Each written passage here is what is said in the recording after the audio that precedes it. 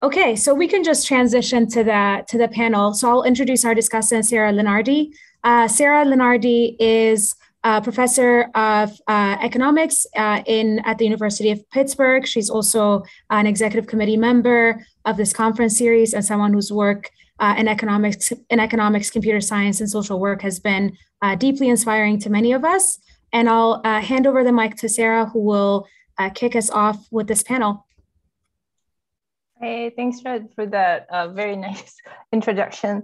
So let me just introduce our speakers. So Trooper is the CEO of Benefits Data Trust and opening up access for benefits to millions of people. And Ellora is an assistant professor of economics at Princeton.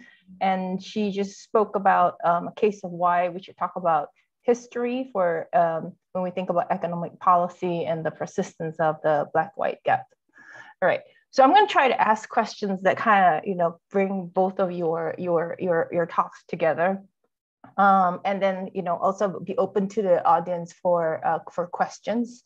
So Ellora, you talked about the need to, talk about history for economic policy, and Trooper, you talked about the fact that before quantitative researchers came into this field, there was already a lot of research being done that has affected policy, it has affected conversations, right? So if we bring these two things together, some of the policies that Ellora talks about, like the 1930s, the 1960s, those were probably affected more by qualitative research that formed the conversation. And then now, as we're moving more towards quantitative research, how do you both see this affecting future policymaking?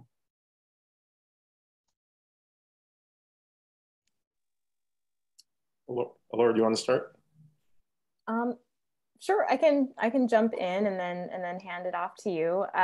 It's a really fascinating and excellent question to kick off with. As we were working on this question of minimum wage policy in the 1960s, we wanted to get a sense of whether policymakers at the time anticipated what the impact of the law would be, especially on racial economic disparities, and on, say, employment, et cetera. So we found an incredible statement by President Lyndon Johnson as he signed the expansions of the minimum wage into law. He said, "We know that this will uplift the most vulnerable in our society and that it won't have, disproportionate effects on job loss." And it's a kind of incredible statement. There really wasn't any empirical evidence that would stand up to our standards today at the time to support this. And so my co-author and I use this as motivation, like, well, let's test that question.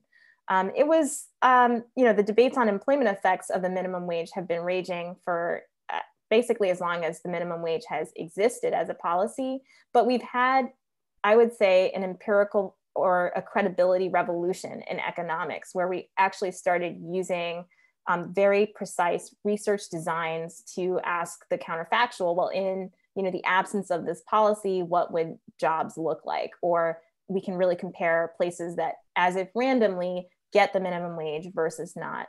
And those designs have really shifted the conversation, because time and time again, we saw that actually the employment effects of minimum wages were very, very minimal in much of the recent evidence. Thank you. Trooper, just real quick, Irene is reminding me that there's live translation going on. So if we all speak slower, it would really help the translator. Thanks, Irene. Go ahead, Trooper. So I think the Lyndon Johnson example is a great, in that there's a push-pull, I believe, with the quantitative, in that, frankly, policymakers and at the kind of political level, when you're talking about laws and sort of grand sweeps of policy, work in stories, because that moves power. And so in some cases, even if there's a vacuum of data and there's a vacuum of quantitative knowledge, that policy and political leaders will fill it in with whatever they're saying. And so it's important to be part of that debate, to bring the quantitative in. On the other side, there are, I think for some who are probably more entrepreneurial in the policy sense, I think probably on the Democratic on the Democratic side, there's Senator Warren. There's a late senator, Senator Tom Coburn, when I was in government. Even if I personally may not have disagreed with what he was saying, he would always find data-driven arguments around things. And even if I disagreed with it, I knew I needed to slow down and make sure I understood it because of how he used quantitative research and analysis. And so, I think it's figuring out it. One, I think for quantitative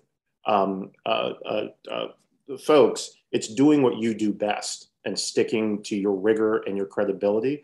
But then I think it's building the relationships with others so that what you do can be incorporated into the broader efforts. So what I'm hearing is the stories still move the policy making, but the data provides evidence that doesn't allow stories that maybe have no generalizability to push too far, right? And give some backing between the stories that are a representation of a more universal experience to gain more traction. So very nice. Okay, so here's another question. So we talked about, Ellora talks about the wealth accumulating conditions, right? And we know what one of the things that Trooper does is benefit access, right? So how far does access to benefits, making social programs easier to access, make wealth accumulation conditions more similar? Ooh, so that's interesting.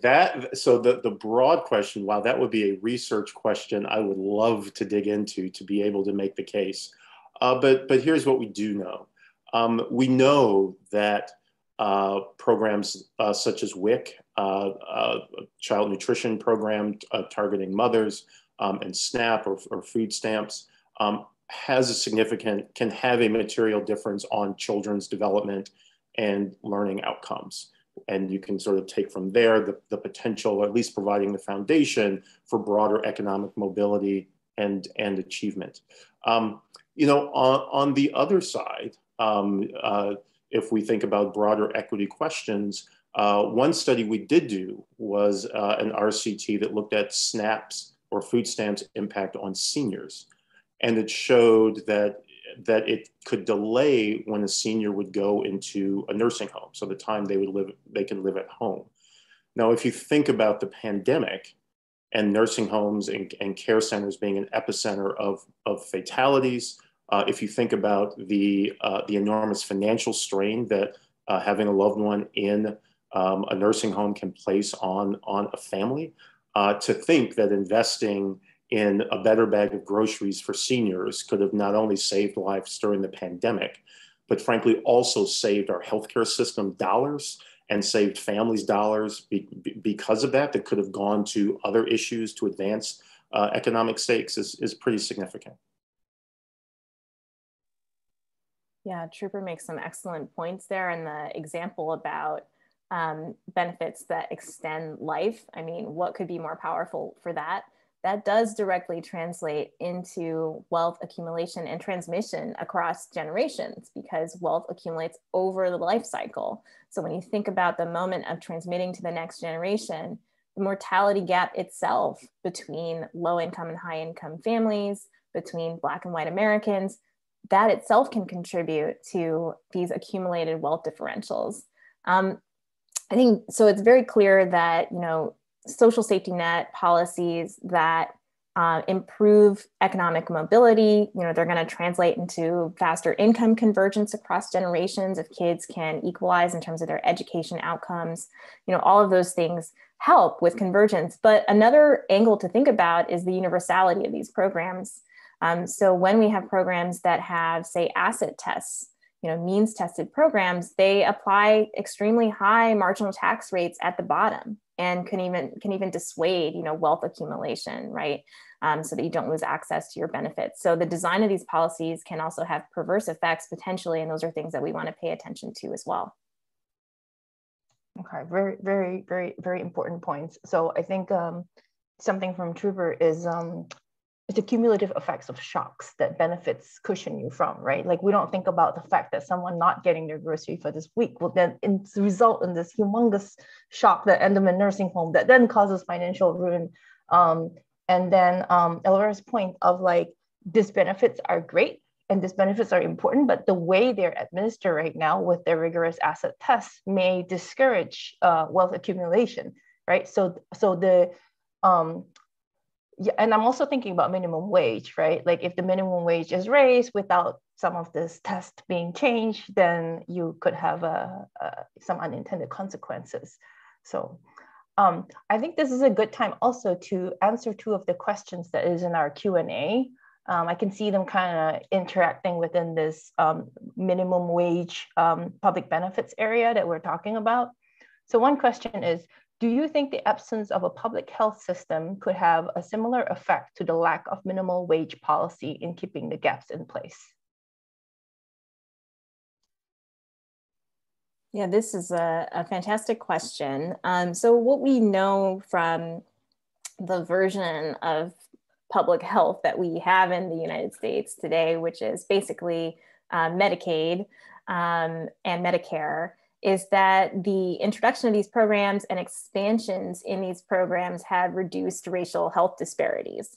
So once again, you know, I would tie that back to the mortality question and just how important the length of your life is for wealth building and for then having more to pass on to the next generation.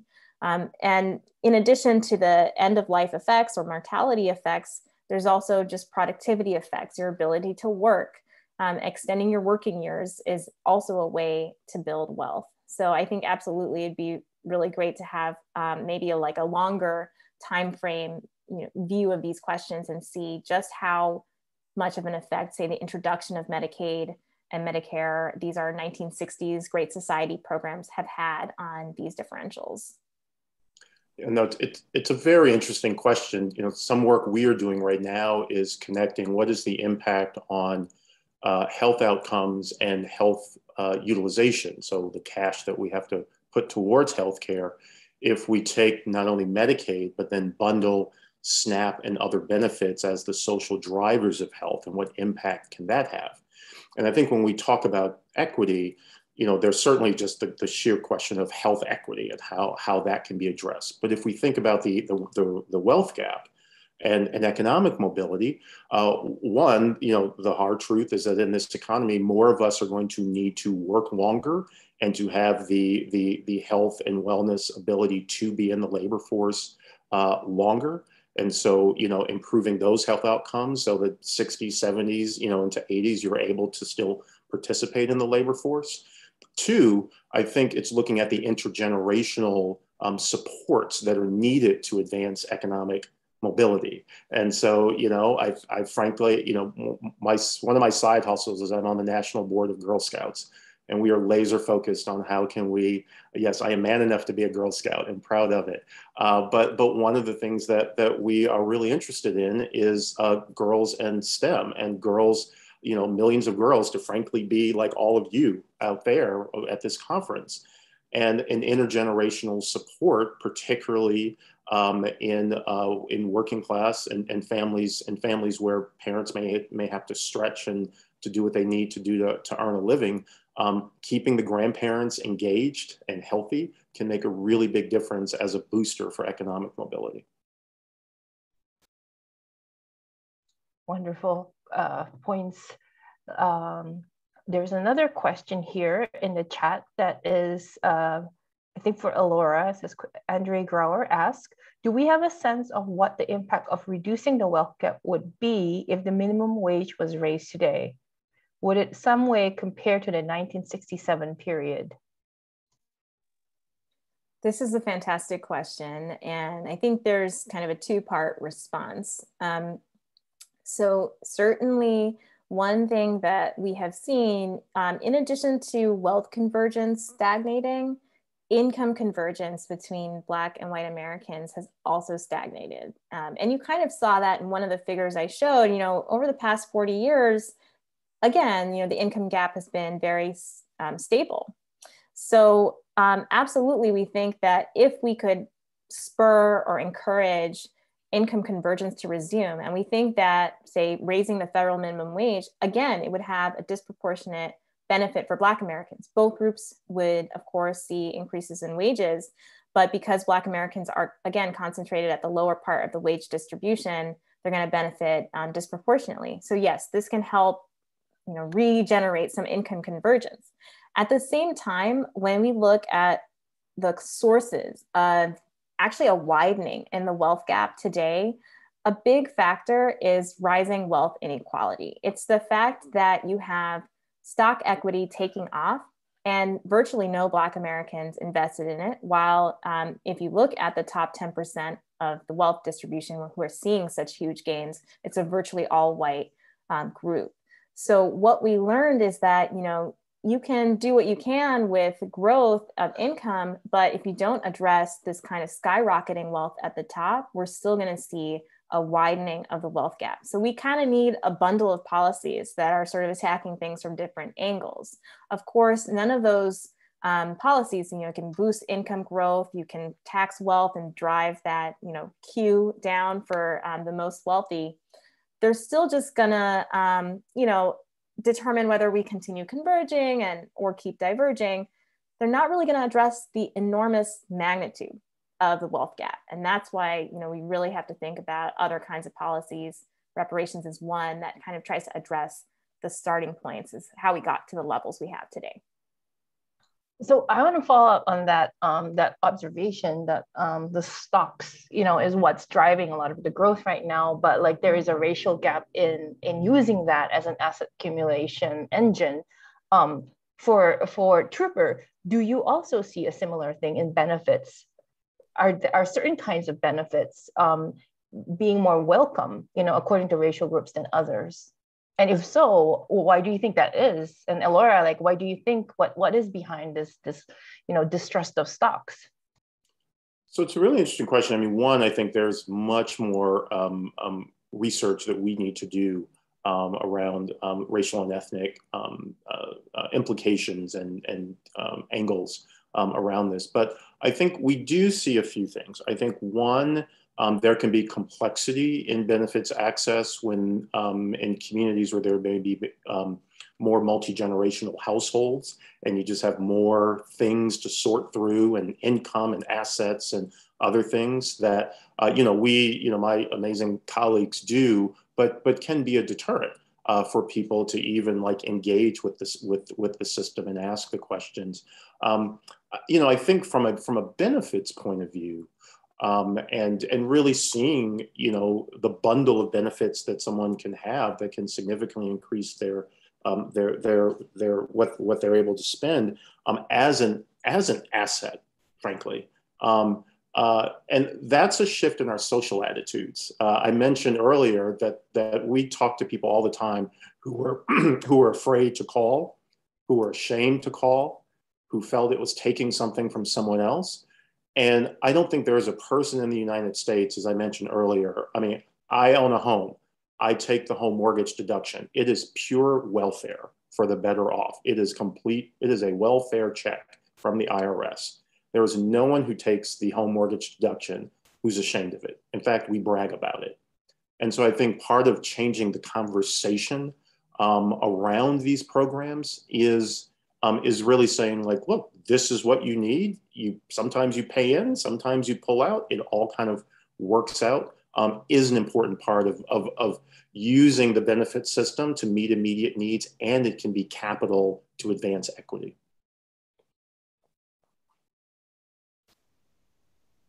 Oh, that's really powerful. And yeah, I mean, shifting those kinds of norms might take a generation of, universal benefits, and then it stops feeling like a handout because it's there for everyone. On this very important question about, why might there be differences in portfolio composition and how do we address that? I just wanted to note that, when we look at portfolio composition by racial group, we do see that Black Americans hold much less stock equity than white Americans. At the same time, if we were to remove the top 10% of the wealth distribution and look at that composition again, we don't see any differentials. So really, the way to think about it is that there's a slice at the top where basically homogenous. There's not much diversity there. It's an all-white group essentially who are just making these huge gains from rising stock prices and just the appreciation we've seen there over the last 30, 40 years. So of course, there's plenty of reasons you might think that the Black community would not have full trust in the financial system. There's the failure of the Freedmen's Bank, right, which lost many of the savings of the newly emancipated. They put their money in the Freedmen's Bank, it gambled, it failed. And just kind of some of the estimates are like 50% of freed person wealth was lost at that time. And you have other examples like the Tulsa race massacre, where Black wealth was just literally destroyed. And so we actually do have some evidence that this changes behavior, and some of the behavior that it changes has to do with home ownership, where people might buy homes, where you feel safe, like you won't, wake up to a firebomb or a burning cross, things like that. So yeah, as a society, we need to kind of actively address these triggers of terror and the mistrust that they then generate, that actually passes across generations as well. Wow, this is really good conversation between, so what I'm hearing is there's many things, right? So Ellora is pointing out the history, and I think we do hear a lot about this, right? Like the kinds of past harms that that people have experienced that now reduces their willingness to adopt certain kinds of asset possibility, financial instruments. And then I think Trooper's point on multi-generational household, just sort of culturally how a household is composed, that's a really good point. I never thought about that, right? If you think about the SNAP benefit form, it has 9 pages, and then you have to list every single family member and what their assets are. If you have 9 family members, that is 9 times harder than if you have 1, right? So I would be okay, it's not worth it. So that's a really good point, that cultural household composition interacts with the access in ways we probably are not familiar with unless we are in that lived experience. So I mean, another one is the distinction between an experience of an ethnic group versus a socioeconomic experience, like what Ellora was saying. The use of more risky financial asset is higher among the highest asset group, right? So it's it really doesn't matter what race you are. If you weren't that group, you were just not comfortable with them. So really great points. I'm gonna go back to our Q&A panel here, and then there's a question from an attendee. Are there metrics other than the wealth gap ratio of white wealth and Black wealth that you have looked at or think are important to pay attention to? Yeah, I can start, but I think there's so many potential answers to that, of course. So, one, full disclosure, when I talk about the average wealth gap, which is what I presented on, that's one type of measure. And even among wealth, we have different measures. For example, the median wealth gap, that is actually larger. It's 10 to 1. So in other words, ignoring the top, you might say, oh, all of racial wealth and inequality is just driven by the top. No, actually gaps are larger as you go down the income distribution, which suggests, it's something more than, on average, Black people have lower income and therefore they have lower wealth. In fact, the median Black household does not own a home. So these are kind of some of the very striking facts we learn when we look at different measures, even of wealth. But other gaps that we might care about, for example, I think a very powerful one is differences in upward mobility. So we can think about, starting off from the same level of parent income, how do kids do once they grow up? And there are tremendous racial differences in this. And there's a lot of work that looks at this. Some of my own work looking at the Great Migration and the backlash it generated. I found that, these places like Chicago, Detroit, Baltimore, that used to be part of this promised land, meaning if you could get there, if you could get your kids there, they would have a different life than they would growing up in the Jim Crow South. Well, the backlash took that ladder away. So now you see that some of the gaps in upward mobility, 2 kids coming from same levels of parent income are going to do worse because that ladder was removed. So these differentials by race, for example. Yeah, no, that's a great point. On the benefit side, I think yes, just the pure cash and what that does is important. But I think these health effects and others are important. And one thing that we are exploring now is to do some pretty ambitious work connecting benefits access and higher education, and what's the impact of benefits access can have on college student success, stability, and completion. And potentially, if you think of that as with the student, but then also the family, and some choices that students often have, or college ready folks have to make if their families are in more insecure economic conditions in terms of whether they go to school or which programs they pursue.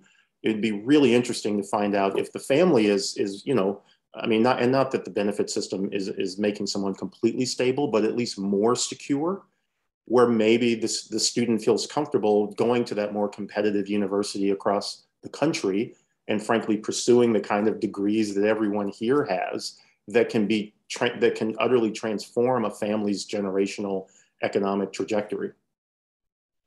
Absolutely. I mean, I see that with a lot of students, right? They have two options, one more secure than other, but the more secure one is actually in the less good school, and they choose that one just for security. So absolutely. I think there's a follow-up question from Anna that I think is for Ellora's point on the heterogeneity in intergenerational mobility. So I think she's wondering what exactly are the heterogeneity in intergenerational mobility between different incomes level, or even the variance within an income bracket? Yeah, it's a great question, actually. So what we've found, and what other researchers have found with kind of incredible data coming from the IRS, so using American tax records, you can really get a very precise measure of the relationship between parent income and kids' adult income. And if you were to plot, on the y-axis, kids' income once they're adults, and on that x-axis, parent income, you actually see pretty much a straight line. And so what that's saying is that there's really, truly, a certain amount you get for every dollar of parent income, and that's a very linear relationship. What is another interesting statistic is the slope of that line. So when we talk about intergenerational mobility, a very steep line is saying that, basically you're born, your parents' income is going to determine where you end up. A flatter line is a more mobile society, right? So you're not necessarily locked into the bottom or the top.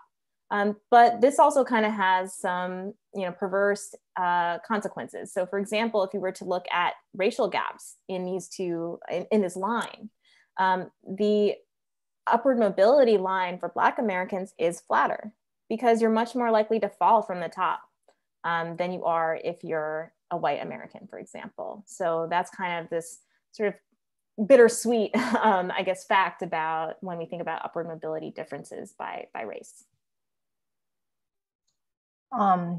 Okay, so we have 4 minutes, and there is one more question from the audience, and then I also want to close with another question. So maybe I'll just wrap the two together. So Lauren Chambers asked, just thank you for both for such fantastic discussion, +1 for me. I'm wondering whether this discussion of Black-white disparities might be able to say, what is able to say about racial differences beyond this binary, for example, for other population that next Asians. So that's one question from Lauren, and I'm going to, just in case we run out of time, add my last question, which is, I want to end at the fact that there is more movements that are moving to change the balance of power. And there's a lot of this is happening outside of academia. So what can we in academia do to be supportive or to be part of those movements? Thank you. I can quickly just give some thoughts on those two things before passing it on to Trooper. So one, we absolutely, at least within the field of economics, need a big investment in studying these other types of gaps. There's some work, but there should be a lot more. Even the Black-white gap is something that's only recently kind of taking off in the field of economics. Of course, there's a long literature, but by a very small number of people.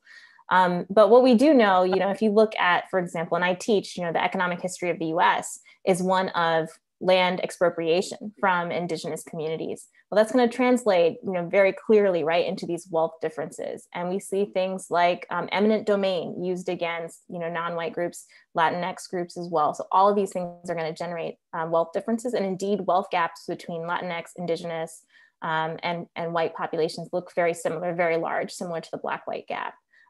With Asian Americans, there's a whole interesting field of study that's just trying to understand, why do we pool so many different groups with such different experiences in this umbrella category? And there is a lot of heterogeneity in that experience as well as heterogeneity by whether or not your parents were born in the US or if they immigrated to the US. So there's a lot of interesting work there. And then just very quickly, I just wanted to make a statement about, clearly activism pushes policy, right? And so then we can actually learn. So it's what Trooper was saying earlier, stories move, and movements can create those narratives that move policy. And then we can kind of say, oh, well, maybe we didn't have all the data, but now we have the policy change and we can understand. So I think there's always a role you can play, maybe separate from your academic role, in terms of, where you think policy should go. And that's your role as a human being engaged in society. And it's a really important one. Absolutely. I think the question from Black-white disparity, but how does it relate to other communities? In our work, it's something that, frankly, we have to make sure we are constantly holding our feet to the fire around, and making sure that as we are advancing equity, that we are making sure that we are being as expansive as possible and recognizing where some of our blind spots or knowledge gaps can be, because you're correct.